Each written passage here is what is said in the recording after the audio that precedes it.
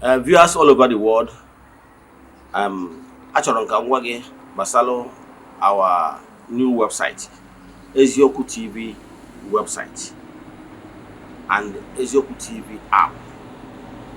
Our website domain name is www.eziokwutv.org. O-R-G. Then, maọbụ ije na Google Play Store, download Eziokwu TV app. With these downloads or login to website, you can view Eziokwu TV on the go, anywhere you are all over the world.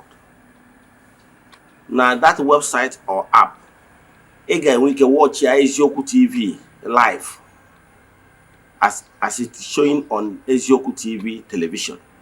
You'll be able to watch it the same way on your phone or television or whatever you use to log in.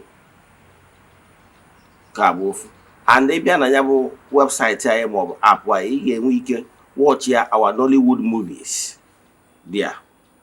You can watch all my teachings there on the website and on the app.